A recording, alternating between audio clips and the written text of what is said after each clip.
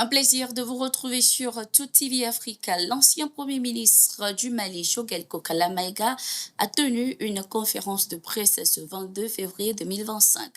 À cette occasion, il a dressé le bilan de ces 3 années passées à la tête du gouvernement malien.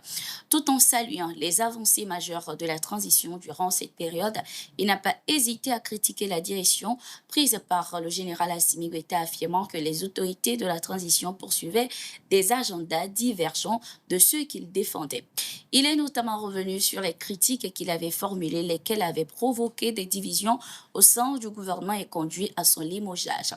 Il a également dénoncé la colère et l'humiliation dont il a fait l'objet à la suite du meeting du 16 novembre 2024. Choguel Kokala Maïga a également accusé son ancien ministre de l'administration, aujourd'hui Premier ministre, le général Abdoulaye Maïga, d'avoir orchestré la prorogation de la durée de la transition, le report des élections sans concertation, la réorganisation territoriale, la dissolution récurrente des conseillers élus et leur remplacement par des organes transitoires, ainsi que la création de partis politiques sans son aval. Selon lui, les manœuvres de déstabilisation et les manipulations orchestrées par ses détracteurs avaient débuté alors qu'il était encore en fonction. Par la même occasion, Choguel Kokala Maïga a appelé les autorités du pays à faire preuve de plus de rigueur et de transparence dans la gouvernance publique tout en œuvrant à la création des conditions nécessaires pour un retour à l'ordre constitutionnel.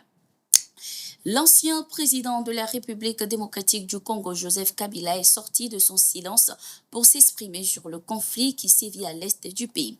Dans une tribune ce 23 février 2025, il a vivement critiqué le régime de Félix Tshisekedi, le qualifiant d'autoritaire. Selon lui, la crise à l'est du pays ne saurait être résolue par des moyens militaires.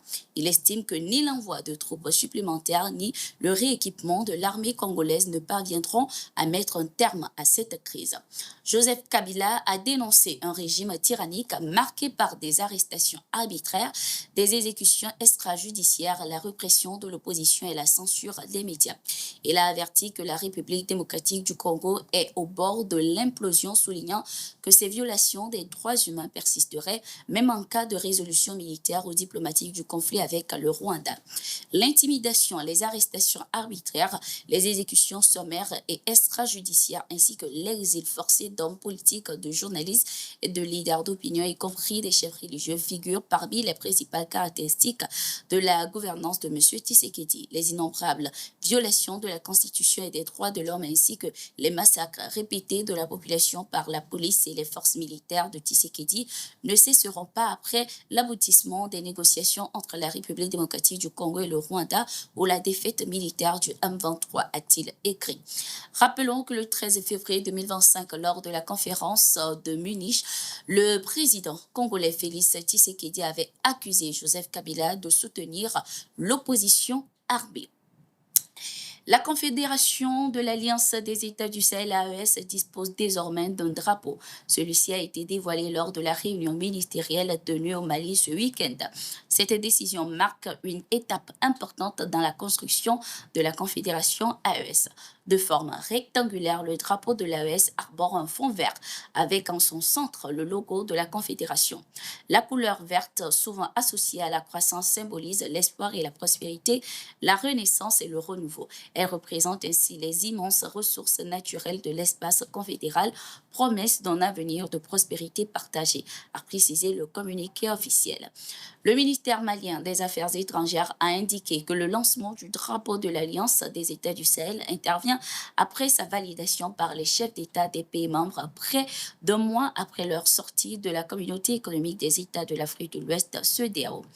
Également, rappelons que ce 24 février 2025, ce nouveau drapeau a été présenté officiellement au président de la transition du Mali et président en exercice de la Confédération AES, le général Assimi Goïta. Lors de la rencontre, la délégation a profité de l'occasion pour faire un compte-rendu de la réunion ministérielle de l'AES tenue à Bamako le week-end dernier. Au Nigeria, les forces armées ont dévoilé le bilan des opérations de lutte contre le terrorisme menées au cours de la semaine écoulée. Au total, 82 terroristes ont été neutralisés et 93 victimes kidnappées ont été secourues.